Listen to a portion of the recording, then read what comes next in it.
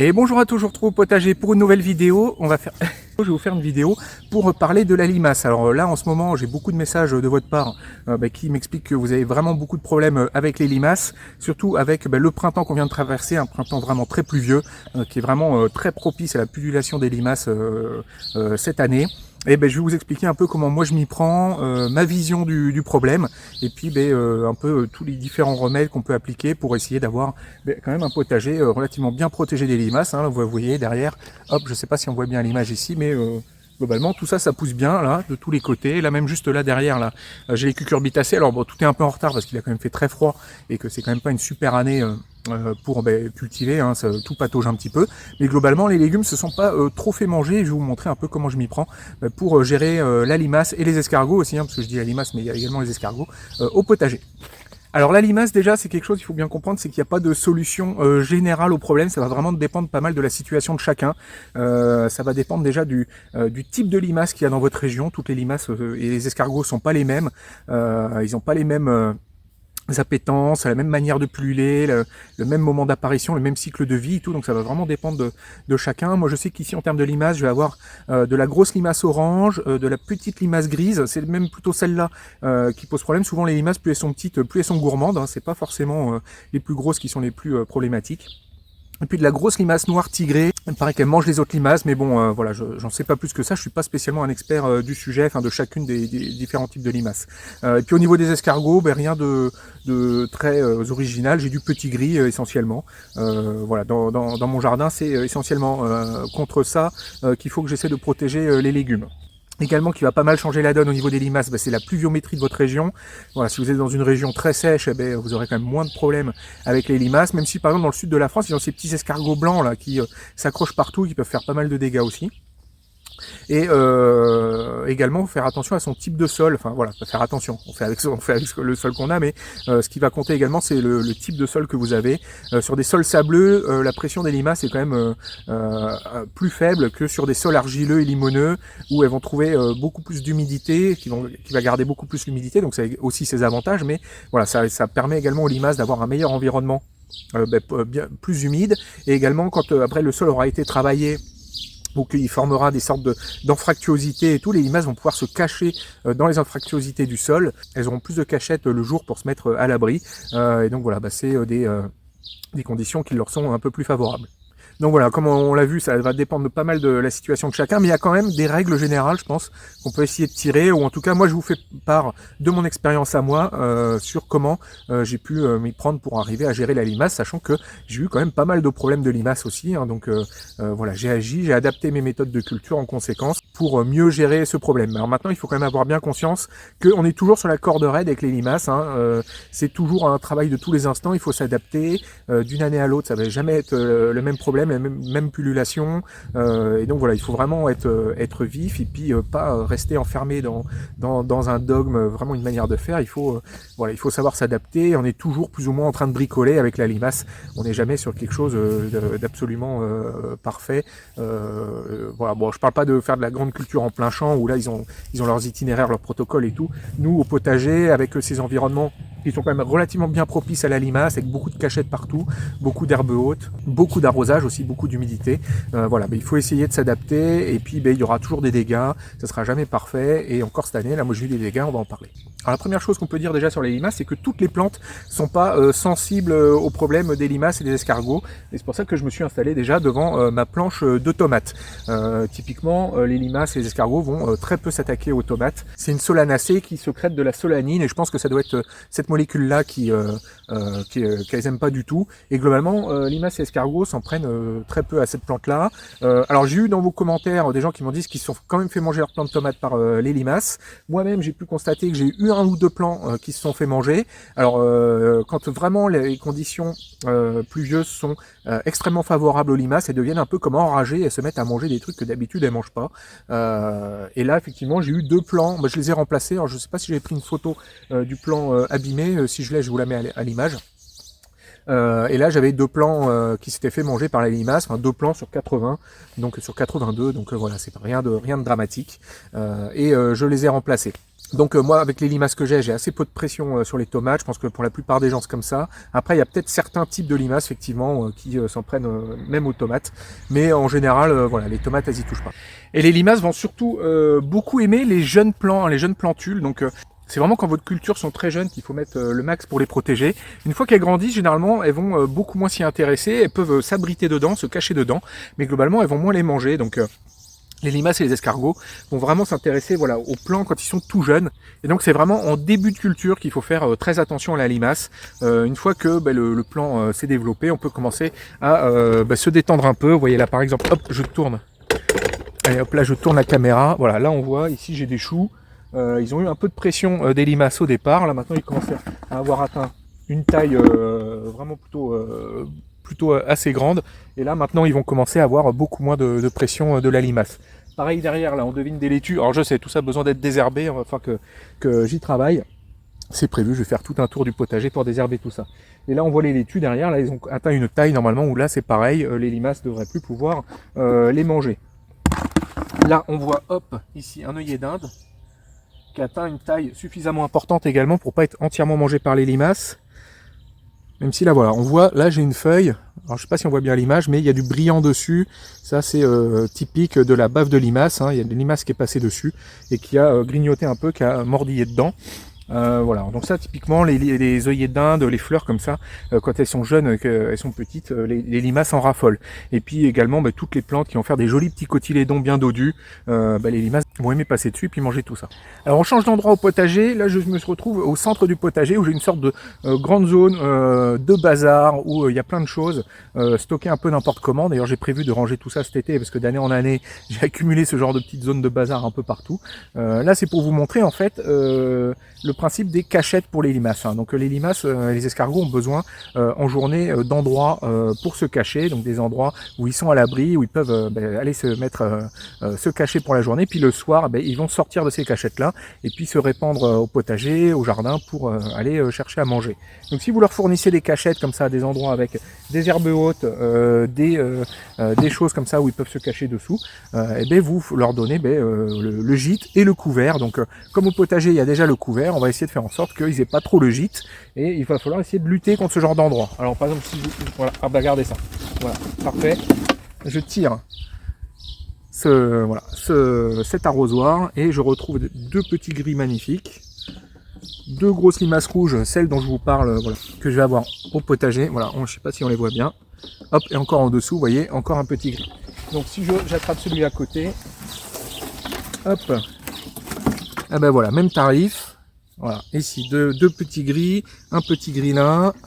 Donc en multipliant ce genre d'endroits dans votre potager, vous allez vraiment faire en sorte de donner aux limaces et aux escargots vraiment de magnifiques maisons, hein, des hôtels 5 étoiles pour eux, pour pouvoir se mettre à l'abri en journée. Donc voilà, il faut essayer d'éviter ce genre d'emplacement là. Alors là, c'est pas juste à côté des légumes, donc c'est pas trop un souci.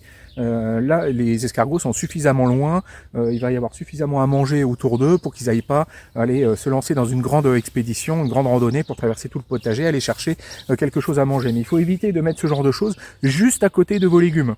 Parce que là, clairement, moi c'est un cas que j'ai eu à un autre endroit, là le chou que je vous ai montré juste avant. Voilà, le chou que je vous avais montré juste avant dans la vidéo, j'avais mis juste à côté ce couvercle pour protéger ici mon programmateur automatique d'arrosage pour éviter qu'il soit sous les intempéries, puis sous le soleil, sous les UV. Voilà, j'avais caché là-dessous. Et forcément, bon là je l'ai nettoyé, hein, il n'y a plus, mais il y avait des limaces et des escargots qui s'étaient abrités ici, et il avait commencé à m'attaquer mon chou là, vous voyez, la feuille de chou là qui est juste à côté. Bon, je vais pouvoir la couper pour vous montrer de plus près. Voilà, celle-là, elle s'était faite complètement manger par une limace ou un escargot qui s'était caché là-dessous. Donc voilà, là j'avais clairement fait un hôtel 5 étoiles pour un escargot avec juste à côté d'un de mes légumes, et puis il commençait à s'en régaler. Donc là ce qu'il faut faire, c'est également une des manières de bien réagir face aux limaces et aux escargots, c'est surveiller là où vous voyez des attaques. Là, vous voyez que vos légumes sont attaqués. Surtout, vous laissez pas plusieurs jours comme ça le légume se faire manger. Et le soir même, on en parlera plus tard des sorties nocturnes. Mais quand vous faites des sorties nocturnes, vous allez en priorité rendre visite aux légumes où vous avez constaté des dégâts pour essayer d'attraper la limace en flagrant délit, en train d'être sorti de sa cachette et puis s'attaquer à votre légume. Voilà, et là je me mets devant mes maïs et mes tournesols pour vous montrer que voilà, pas du tout de pression des limaces, voilà, des maïs qui sont vraiment nickel, pas du tout d'attaque sur les feuilles, pareil sur les tournesols. Voilà, donc comme quoi on peut y arriver, faut pas désespérer. Donc ce dont je vous parlais là, sur le fait que les limaces ont besoin d'abris pour se cacher, on peut également utiliser ça à notre avantage, c'est-à-dire qu'on leur fait des faux abris. Donc ce que vous pouvez faire, c'est mettre des planches dans votre jardin, dans votre potager. On peut utiliser par exemple des boîtes d'œufs aussi, n'importe quoi qui puisse faire une tuile aussi, quelque chose qui puisse se faire une cachette en journée pour les limaces et les escargots. Ils vont venir spontanément se mettre à l'abri dessous. Et puis en journée, vous n'avez plus qu'à passer à récolter du coup les limaces et les escargots qui seront cachés dessous. Donc c'est une manière de lutter contre les limaces et les escargots. Si vous n'aimez pas trop les sorties nocturnes par exemple, que la nuit vous préférez regarder des films ou juste dormir, que vous n'avez pas envie d'aller au potager avec la lampe de poche, vous pouvez essayer de leur faire des faux abris comme ça. Vous aurez du mal quand même à avoir une récolte exhaustive de tout comme ça, d'arriver à piéger tous les escargots, toutes les limaces, mais déjà vous pourrez peut-être réduire un peu la pression en leur faisant des fausses cachettes. Alors autre chose importante également pour les limaces, c'est les herbes hautes. Alors là je fais exprès de me mettre dans l'endroit de mon jardin. Alors là on sort vraiment d'une période de pluie vraiment intense, j'ai pas eu le temps de passer la tondeuse dans le jardin, il pleuvait trop de toute façon pour pouvoir la passer, et là il va vraiment falloir que je reprenne ça, et c'est pour vous montrer un peu du coup les foins voilà, qui ont poussé. Donc là c'est vraiment une situation un peu extrême. Je vais reprendre un peu ça en main, mais pas forcément tout d'ailleurs. Je vais laisser des zones assez larges de non-fauche pour laisser tout ça s'épanouir, avoir un peu, voilà, regardez ça, des belles plantes de partout, on devine un peu des trèfles en fleurs, des carottes sauvages, des boutons d'or, voilà, il y a plein de choses. Regardez ça comme c'est beau. Voilà, on va essayer de laisser un peu tout ça. Là, c'est la partie jardin d'ornement. Et comme je vous ai d'ailleurs conseillé sur la vidéo un peu sur comment s'occuper de sa pelouse, moi je peux que vous conseiller, si vous voulez faire de la permaculture, de la biodiversité, de faire ça au jardin d'ornement. Faites-vous plaisir, mettez plein de massifs de graminées, plein de grandes plantes. Voilà, laissez de la place à la nature, à la vie sauvage. Faites-vous des beaux paysages plutôt que des grands terrains de golf. Là, je vois des gens qui ont des jardins, c'est des immenses terrains de golf avec la tondeuse automatique qui tourne dessus, puis il y a un pauvre petit arbre perdu au milieu, un petit arbuste, voilà, c'est un peu tristoun. Voilà, si vous voulez de la biodiversité, voilà, tout ce qui peut vous intéresser un peu dans la permaculture, tout ça, je peux que vous inciter voilà, à vous lâcher sur votre jardin d'ornement. Par contre, voilà, au potager, pour moi, c'est pas vraiment là que c'est l'endroit pour faire forcément de la permaculture, de la biodiversité, parce qu'on cultive vraiment des plantes qui sont un peu des plantes monstres, des plantes un peu artificielles, obtenues uniquement par sélection de la part des hommes, qui sont pas concurrentielles par rapport à la vie sauvage. Et là, dans ce cas-là, moi je préconise plutôt d'essayer d'éviter de laisser l'herbe pousser dans votre potager. Dans ce genre d'environnement-là, les limaces sont assez peu confrontées aux prédateurs. En tout cas, elles ont beaucoup plus de facilité à se cacher dessous des feuilles, au pied des tiges et tout. Donc un bon moyen de contraindre la limace et puis de leur rendre la vie un peu plus compliquée, qu'elles puissent pas traverser de grandes zones en se cachant, c'est de tondre vraiment court votre herbe là où vous cultivez vos fleurs, vos légumes, ce que vous voulez protéger des limaces. Alors là, voilà un exemple typique de comment je vais faire pour gérer la limace. On est sur une autre zone de mon jardin, une zone que pour l'instant j'avais pas spécialement cultivée, en tout cas pas cultivée avec des petites plantes fragiles. Et là, je vais essayer de commencer à cultiver un peu des fleurs sur cette zone-là. Et là, vous voyez, j'ai tracé récemment là toute cette plate-bande de fleurs, dans laquelle j'ai planté, il y a de l'œillet de poète, du souci, de la belle de jour, et puis encore quelques autres fleurs tout au fond. Donc des plantes vraiment très fragiles, genre de plantes dont les limaces sont très friandes généralement. Et je pouvais pas cultiver ça directement en place, en laissant sans action particulière, parce que c'était une zone où il y avait des limaces et des escargots un peu partout. Et donc là, une des premières choses que j'ai faites sur cette zone-là, vous voyez, c'est que j'ai tondu très ras. J'ai plutôt tendance à tondre plutôt haut la pelouse. Je mets généralement la tondeuse au dernier cran de tondeuse au niveau le plus haut pour tondre. Et là, j'ai plutôt fait l'inverse. J'ai pas mis au niveau le plus bas non plus, mais un niveau beaucoup plus bas que ce que je fais d'habitude, pour vraiment tondre l'herbe le plus court possible, pour essayer de rendre la vie moins facile aux limaces et aux escargots qui auraient pu être autour. Et j'avais également quelques petits cailloux qui traînaient de ci, de là et tout. Ce que j'ai fait, c'est que j'ai tout enlevé, et puis systématiquement, sous les cailloux, j'ai trouvé un escargot, une limace, ce genre de choses. Donc j'en ai profité pour enlever tout ça également. Donc voilà, une des choses qu'il faut faire pour se protéger des limaces et des escargots, c'est de nettoyer.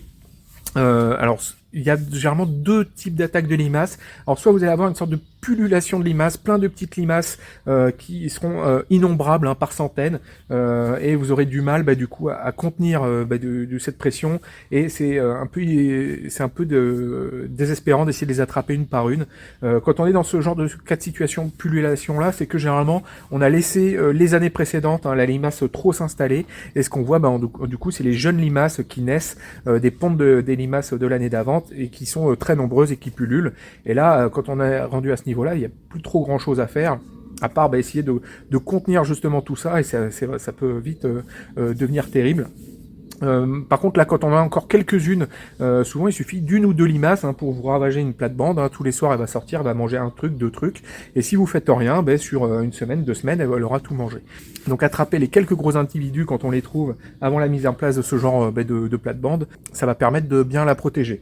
Et là, malgré les conditions qu'on a eues très pluvieuses, un environnement qui était plutôt propice à la limace, où chaque fois qu'il pleuvait, je voyais pas mal de limaces et d'escargots qui se promenaient partout, et le fait du coup j'ai jamais cultivé ici, mais vous voyez, j'ai pu planter tout ça. Là, ça fait plusieurs jours que c'est ici, c'est pas planté d'hier, là, ça va faire maintenant 4-5 jours, et j'ai eu 0 perte, aucune attaque. Donc je pense avoir bien nettoyé la zone des limaces et des escargots autour. Alors, ce qu'il faut savoir aussi, moi en tout cas c'est ce que j'ai constaté, c'est que les limaces elles vont pas les faire 40 mètres, généralement elles sont dans un coin, et puis elles vont traîner autour de là où elles sont, et puis elles vont venir se recacher au même endroit le soir même. Donc peut-être un peu ailleurs et tout, mais enfin globalement j'ai rarement trop vu des limaces faire des grandes randonnées, vraiment traverser des zones énormes. Alors, il y en a forcément qui le font, mais au global quand même, si vous avez nettoyé une zone autour de votre plate-bande, il y a moins de probabilité qu'il y ait une limace qui vienne de tout l'autre bout, qui traverse tout pour venir manger votre petite plante.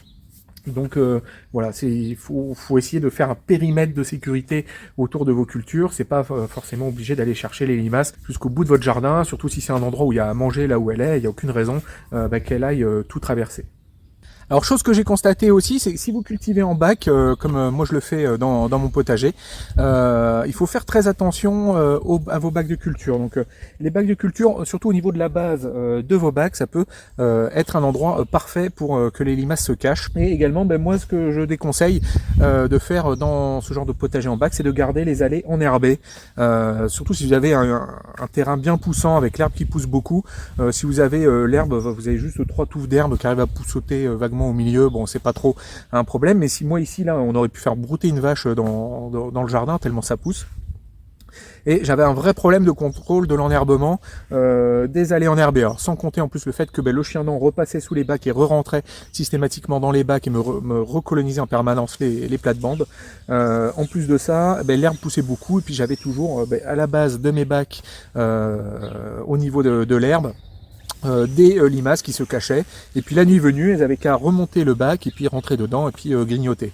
Donc voilà, faites bien attention si vous cultivez en bac aux allées enherbées, et puis à pas transformer vos bacs en cachette à limaces, parce que là du coup c'est pour elles là votre plate-bande ça devient une sorte de terrain de jeu magnifique, et puis après elles n'ont plus qu'à aller se cacher juste à côté, en bordure du bac, et puis le soir elles remontent et elles redescendent, et elles s'éclatent comme ça. Donc moi je peux que vous conseiller, si vous avez comme moi des allées enherbées bien poussantes comme moi j'avais avant, c'est de empêcher du coup cet enherbement.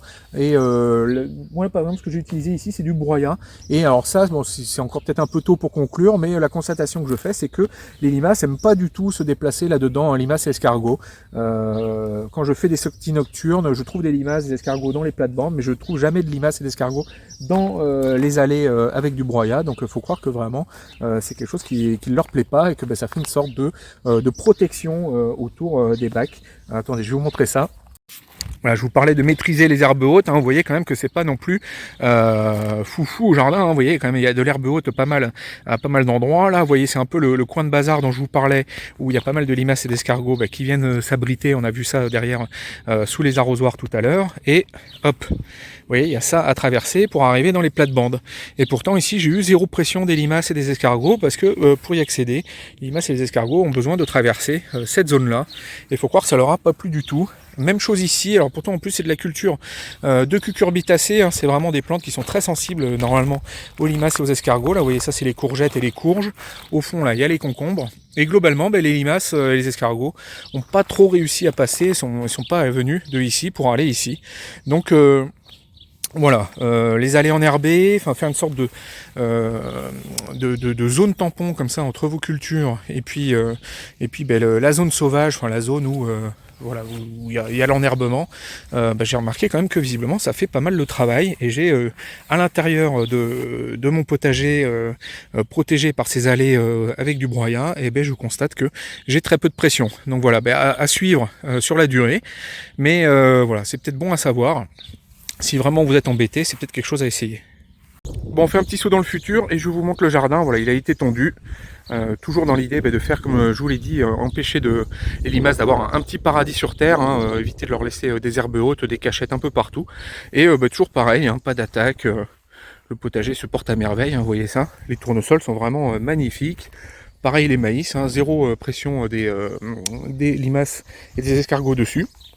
Et là on arrive sur la planche des courges et des courgettes. Et vous voyez ça, c'est quand même très beau. Voilà, pas de pression particulière dessus.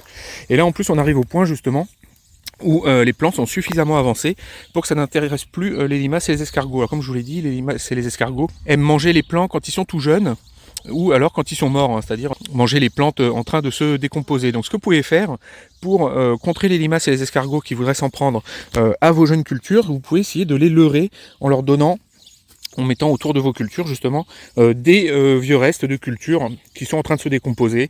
Donc là vous voyez typiquement un vieux radis, les brassicacées elles aiment bien ça, une vieille laitue qui va pourrir à côté de vos plants, et ça va attirer pas mal limaces et escargots, et puis du coup ça fera diversion, et les limaces ne s'attaqueront pas forcément à votre plante à côté. Alors c'est pas garanti, hein, c'est pas sûr de fonctionner, hein, mais il y a quand même, vous réduisez les probabilités d'attaque sur vos cultures en mettant des leurres à côté, en leur donnant à manger. Alors c'est quelque chose que vous pouvez faire, mais je pense qu'il ne faut pas se contenter juste de ça, hein, parce que si vous vous contentez de nourrir les limaces, vous pouvez faire des versions une première année, mais alors du coup après elles vont faire, vous allez les nourrir, hein, donc elles vont faire beaucoup de bébés, et puis l'année d'après vous risquez d'avoir une pullulation. Donc il ne faut pas que ça vous empêche du coup quand même de lutter contre les limaces, d'aller les ramasser la nuit, de faire des sorties nocturnes, ou de mettre du ferramol, enfin voilà, essayer d'empêcher de s'installer et puis de pulluler. Donc voilà, ça fait office de diversion, mais il ne faut pas non plus se contenter de ça, parce qu'après sinon l'année d'après vous risquez d'avoir une pullulation, parce que vous aurez bien nourri vos limaces, vous les aurez bien fait un élevage de limaces, et l'année d'après vous risquez d'avoir plein de petites limaces qui vont naître et s'en prendre à vos cultures. Et alors vous pouvez également utiliser le compost, si vous faites du compostage de surface, ça peut également faire l'affaire pour faire du piège à limaces, hein, donc tous ces restes de légumes en décomposition vont les attirer de la même manière que pour les faire une vieille laitue ou un radis. Donc voilà, ça peut permettre de faire diversion. Mais voilà, moi je maintiens, ne vous contentez pas de ça, ça peut marcher une année, vous allez faire diversion une année, mais l'année d'après vous allez risquer d'avoir une pullulation parce que vous aurez fait un bel élevage de limaces. Donc là on est sur ma planche de poivrons et d'aubergines, et j'ai eu vraiment des plants qui se sont fait complètement dégommer. Alors là vous voyez, ça c'est un poivron. Attendez, je vais vous l'arracher pour vous montrer ce qu'il en reste. Il n'y a pas grand chose, voilà. Ça c'est ce qui reste du poivron. Et j'ai à peu près une dizaine de plants comme ça sur la planche. Alors il y a à peu près entre 30 et 40 plants sur la planche, et j'en ai à peu près une dizaine comme ça qui se sont fait manger. Et donc là ce qui s'est passé, c'est que c'est une planche où j'avais pris tous les restes de culture de l'année dernière, je les ai posés là en un gros andin pour enrichir la plate-bande.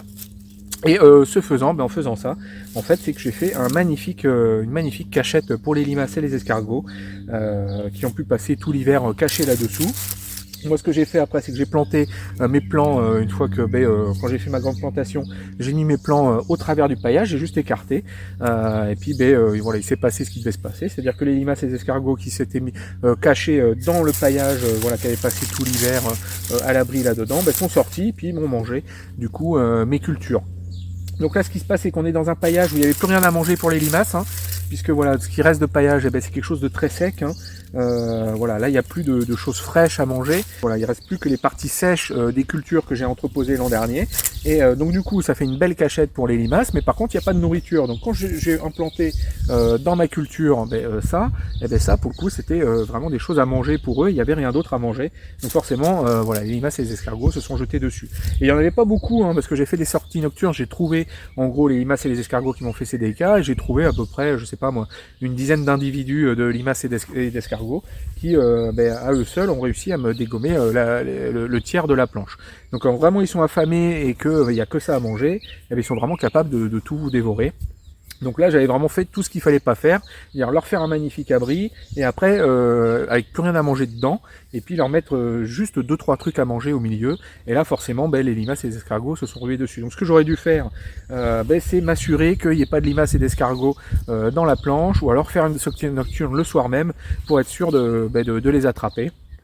Mais là, voilà, planter les plants dans un environnement pareil et puis après ne pas s'en soucier, c'était pas une bonne idée. Donc je dis pas que c'est pas la bonne méthode de faire une sorte de gros andin comme ça avec les cultures de l'année précédente. Peut-être que ce qu'il faudrait faire dans ces cas-là, c'est plutôt de pas juste laisser comme ça ce paillage très sec sans rien à manger dedans et rajouter un petit peu de nourriture en plus du paillage frais, des choses comme ça qui pourraient attirer les limaces et les escargots. Et puis faire des sorties nocturnes pour les récupérer ou alors traiter au ferramol, on en parlera plus tard. Enfin voilà, pas juste mettre vos plants dans un endroit comme ça avec vraiment plein de cachettes pour les gastéropodes et sans nourriture à côté. Ils vont forcément se ruer sur vos jeunes plants tout beaux, n'ayant rien d'autre à manger autour. Alors chose qui peut être très intéressante pour les limaces et les escargots également, c'est de faire des plants en rab. Là voilà, je vous ai montré que j'avais eu des dégâts sur mes aubergines et mes poivrons, mais vous voyez, j'ai encore tout ça d'aubergines et de poivrons qui attendent dans la serre d'être plantés. Et donc ces plants-là vont venir remplacer ceux qui ont été mangés. Alors je vais le faire dans la mesure où je me suis déjà assuré que j'ai éliminé la pression des limaces et des escargots qui étaient en place. Faut pas juste replanter. Une fois que votre plant s'est fait manger, si vous n'avez pas attrapé le coupable, faut pas lui redonner à manger un nouveau plan. Il faut d'abord attraper le coupable ou être sûr que vous avez réglé le problème et puis après vous pouvez remplacer les plants. Donc vous voyez là par exemple j'ai des plants de poivrons et d'aubergines. Là voilà, j'ai quelques fleurs. Je vous ai montré là tout à l'heure que j'ai fait des massifs de fleurs nouveaux. Je me suis gardé quelques plants quand même au cas où. Là vous voyez, je me suis gardé 2 capucines, 2 œillets d'Inde. Les œillets d'Inde, les limaces vraiment en raffolent. Tout ce qui est, c'est généralement les belles fleurs comme ça de la famille des astéracées, les limaces aiment beaucoup. Je me suis gardé voilà quelques cucurbitacées en rab également en cas d'attaque.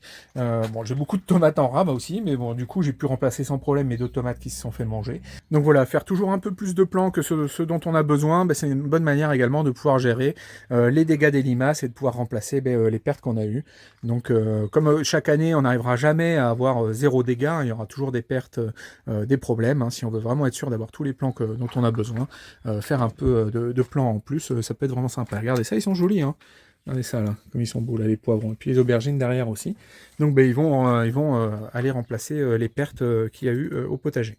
Et voilà, là j'ai remplacé les plants qu'on vient de voir qui se sont fait manger par les limaces et les escargots. Mais je ne l'ai pas fait immédiatement après avoir constaté la perte. Donc j'ai attendu un peu.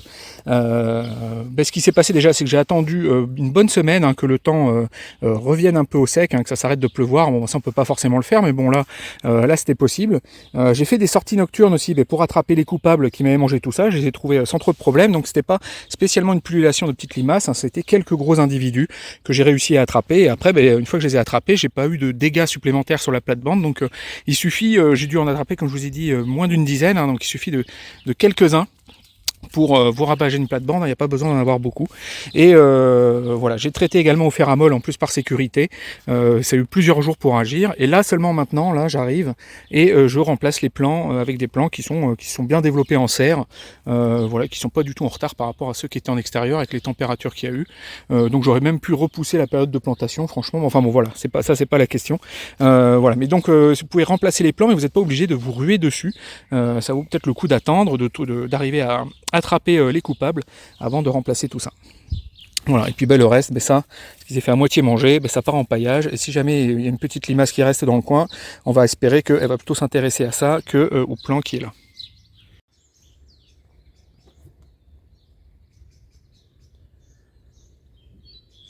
Alors on a déjà évoqué le sujet dans la vidéo, mais je trouve que c'est vraiment une des meilleures manières de gérer le problème des limaces et des escargots, c'est ce qu'on va appeler la sortie nocturne. Hein. Donc l'idée, voilà, c'est de vous munir d'une lampe de poche, d'attendre que la nuit tombe, et puis d'aller au jardin pour aller ramasser limaces et escargots que vous prendriez en flagrant délit.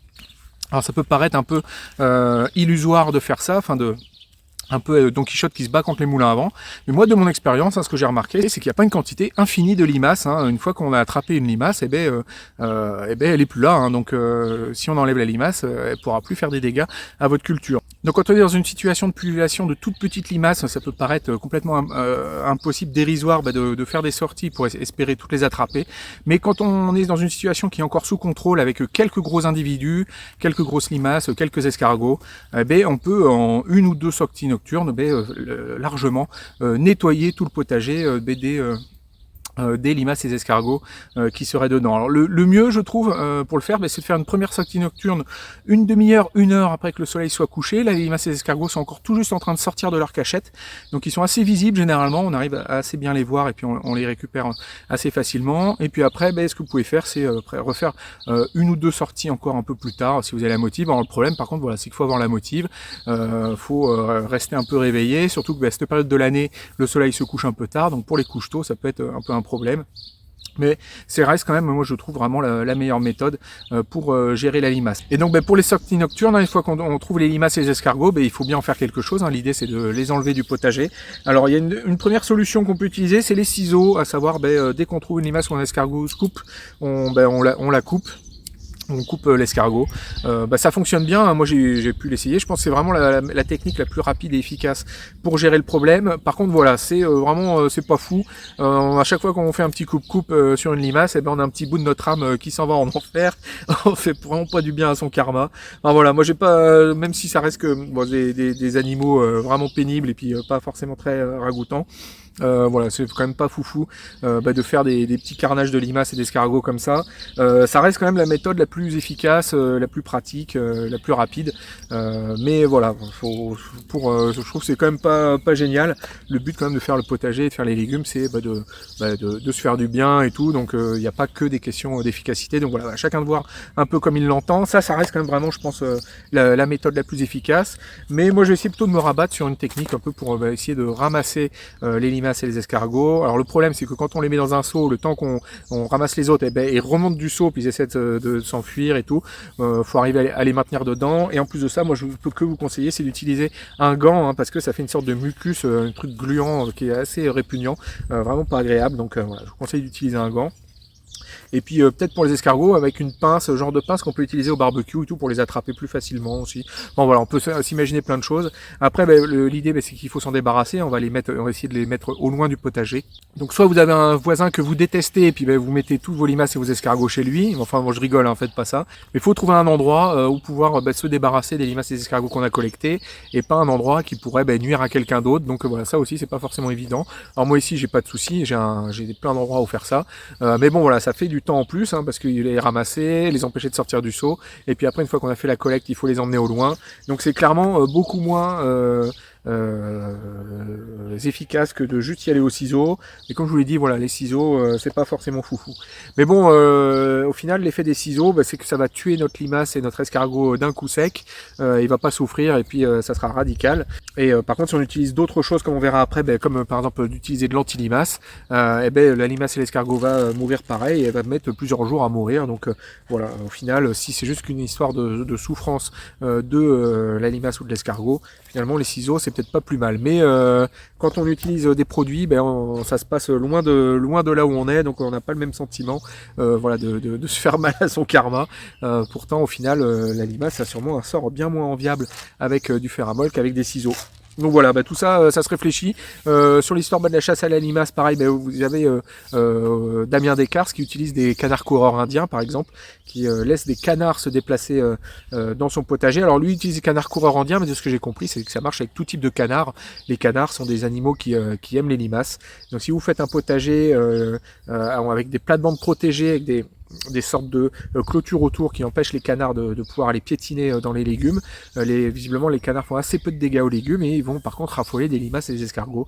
Donc ça peut être une manière de se débarrasser également de ces animaux-là, sachant que dans ce cas-là également, ils finissent par passer de vie à trépas. Donc là c'est pareil, c'est un peu la même chose que des ciseaux, sauf que bon, ils vont être transformés en magrets de canard, alors que là juste quand on les coupe, ils vont être transformés en rien du tout. Alors c'est assez surprenant d'ailleurs, hein, quand on se débarrasse de limaces et d'escargots comme ça au potager, vous revenez quasiment même pas 24 heures après, la limace a complètement disparu, il n'y a plus rien. Donc je sais pas exactement ce qui se passe, si elles sont mangées ou si en fait c'est des sortes de nids de bactéries, et puis les bactéries mangent tout de suite la limace, enfin je sais pas, mais ça disparaît à une vitesse assez dingue. Donc c'est assez étonnant de voir quand une limace ou un escargot meurt, même pas une journée après, il reste plus que la coquille de l'escargot et la limace, il ne reste plus rien.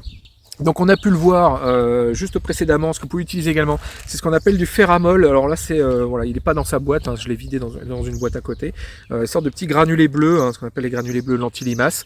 Alors il y avait précédemment d'autres antilimaces qui avaient très mauvaise réputation, qui étaient à base de métaldéhyde, qui étaient très toxiques même pour les animaux, ça pouvait tuer vos chiens et vos chats. Le ferramol, l'orthophosphate de fer, ça n'a plus rien à voir, les métaldéhydes sont interdits aux particuliers. Ça c'est des molécules qui sont assez inoffensives pour le reste de la vie, hormis les escargots et les limaces. Donc c'est utilisable même en agriculture biologique, hein. Moi j'essaie de rester dans des conditions d'agriculture bio. Donc voilà, c'est quelque chose qu'on peut utiliser. Alors faut pas en foutre des poignées énormes non plus au potager, mais quelques granulés de ci de là. C'est un bon moyen de lutter contre les limaces et les escargots. Alors c'est pas un produit magique non plus, ça met du temps à agir. Quand une limace ou un escargot va manger ce produit-là, elle va pas mourir immédiatement, ça peut mettre plusieurs jours avant qu'elle meure. Donc voilà, il faut traiter en amont de vos cultures, il ne faut pas attendre le moment où vous faites votre mise en place pour mettre également le ferramol, il faut essayer d'agir quelques jours avant, on préconise même plutôt une semaine à 15 jours avant pour nettoyer les limaces et les escargots qu'il pourrait y avoir sur place. Faut savoir également que quand il pleut beaucoup, ça fond assez facilement, donc le meilleur moment un peu pour les utiliser, c'est quand il fait humide, enfin qu'il y a les limaces, les escargots qui sont sortis, mais que c'est pas non plus détrempé, qu'il pleut pas à seau. Donc là typiquement, là sur la saison qu'on vient de traverser, là, avec ce printemps extrêmement pluvieux où il a plu sans cesse, c'était pas forcément un instrument extraordinaire, hein, parce que il disparaît relativement rapidement, ou alors il faut en remettre relativement souvent. Alors c'est pas spécialement toxique, hein, c'est de l'orthophosphate de fer, c'est même pas toxique du tout, c'est même de l'engrais. C'est-à-dire que dedans on a du fer, hein, donc le fer c'est 10%, 5 à 10% de la croûte terrestre, donc ça il y en a vraiment déjà de manière très abondante dans le sol, donc ça c'est pas un souci. Puis le reste c'est de l'orthophosphate, donc du phosphate en fait, donc du phosphore, et donc dans le NPK, le P de NPK c'est le P, c'est le phosphore, et donc vous rajoutez du phosphore en mettant de l'orthophosphate de fer, du ferramol. Donc voilà, c'est une molécule très intéressante qui a très peu d'effets nocifs. Alors moi je saurais pas vous garantir que ça a vraiment zéro effet nocif, mais moi de tout ce que j'ai pu en lire, c'est que c'est vraiment assez inoffensif. Voilà, moi je suis pas expert du sujet, mais donc c'est ce que j'ai quand même pu lire dessus, donc c'est quand même un élément que j'utilise, sachant que comme je vous l'ai dit, c'est pas magique, c'est pas non plus extraordinaire, ça va pas à vous régler le problème immédiatement, mais ça permet quand même de bien nettoyer une zone, typiquement là sur la zone de fleurs que je vous ai montré en début de vidéo, où j'avais coupé à ras l'herbe, enlevé toutes les cachettes possibles. J'avais également traité au ferramol les différentes zones les différentes zones de culture que j'ai installées plusieurs jours avant de mettre mes fleurs en place, et tout cumuler, la tonte du gazon, le fait d'enlever les cachettes, de faire un petit... non, j'ai pas fait de sortie nocturne là-bas, j'ai même pas eu besoin, le fait d'avoir mis du ferramol, ça fait que j'ai eu zéro dégâts sur toutes mes cultures que j'ai pu mettre en place là-bas. Alors chose qui peut être intéressante également pour protéger vos cultures des limaces et des escargots, c'est d'utiliser des cloches de culture. Alors soit des cloches comme ça qu'on achète dans le commerce, soit vous utilisez des grosses bouteilles de 5 litres d'eau, voire même des bouteilles plus petites, des bouteilles de 2 litres, dont vous coupez le fond et vous transformez en cloche de culture, mais ça permet de faire une sorte de protection. Les limaces et les escargots, on ne peut pas passer dessous, c'est vraiment une protection physique, une sorte de barrière physique. Donc il y a plein d'autres méthodes comme ça basées à base de barrières physiques qui sont plus ou moins compliquées à mettre en place. Typiquement, si vous avez des bacs, vous pouvez utiliser le fait qu'il y ait une bordure comme ça sur votre bac pour faire une sorte de corniche les limaces et les escargots peuvent pas traverser ce genre de corniche. D'ailleurs, c'est souvent ce qu'on va voir sur la plupart des pots. Vous voyez ce pot-là, là, on voit qu'il y a un renfoncement comme ça descend puis ça remonte sur les bacs de jardinière. On va souvent avoir ça également. Et ben ça, typiquement, c'est quelque chose que les limaces et les escargots peuvent pas franchir. Voilà, pour le coup, des toutes petites limaces, parce qu'une grosse limace pourrait carrément enjamber le trou, mais une petite limace va pas pouvoir. Donc avec des corniches plus grandes comme ça, elles savent pas faire le tour, contourner ce genre d'obstacle. Ou en tout cas c'est assez compliqué pour elles, donc ça peut être une bonne manière également de protéger, de faire une barrière physique. Je sais qu'il y en a qui utilisent également des sortes d'installations avec du cuivre et puis du courant qui traverse le cuivre. Bon voilà, là on rentre vraiment dans des systèmes assez compliqués, je trouve, à mettre en place. Il y a quand même des choses plus simples à envisager avant. On pourrait parler également des remèdes de grand-mère en termes de barrières physiques, donc ça soit les barrières, on met une barrière de cendre autour de son plant. Alors moi je déconseille fortement de faire ça, c'est-à-dire que pour que ça soit efficace, il faut que la cendre soit sèche, qu'elle n'ait pas du tout pris l'humidité, donc à la première pluie, votre cendre elle marchera plus, hein, la limace va pouvoir passer dessus. Et comme justement c'est généralement les problèmes de limaces au moment où il pleut, forcément du coup ça va pas servir à grand chose. En plus de ça, la cendre c'est vraiment quelque chose, c'est pas du tout anodin en termes d'effet sur le sol, c'est de la lessive, hein. Je vous ai fait une très longue vidéo sur la cendre, donc sauf avoir un sol très acide, et puis même en plus de ça vous auriez un apport de cendre vraiment concentré à un endroit. Enfin moi je vous déconseille, hein, les barrières en cendre, pour moi ça c'est pas efficace, et c'est vraiment, je trouve, très toxique pour le sol. Les choses dont on pourrait entendre parler, c'est les barrières en coquille d'œuf aussi, ou d'utiliser des résidus de végétaux avec beaucoup de piquants, beaucoup de choses acérées dessus pour empêcher les limaces de passer. J'ai pas spécialement essayé, mais de ce que j'ai pu lire à gauche à droite, c'est que ça marchait pas spécialement, ça les bloque pas plus que ça, parce que de toute façon les limaces et les escargots se développent ce sorte de mucus sur lesquels elles se déplacent, et je crois même qu'elles peuvent du coup se déplacer sur un fil de rasoir, hein, ça leur ferait rien. Ça fait vraiment quelque chose qui, d'ailleurs quand on ramasse les limaces, hein, à la main et qu'on n'a pas de gants, voilà, ça pose ce mucus sur les doigts et après on n'arrive pas à l'enlever, ça fait vraiment une sorte de patasse glissante, enfin vraiment c'est très étonnant, et du coup ces éléments acérés et pointus, je pense pas que ça les dérange plus que ça, je pense qu'elles peuvent même passer au travers. Ce qu'on va pouvoir lire également sur les limaces et les escargots, c'est le piège à bière.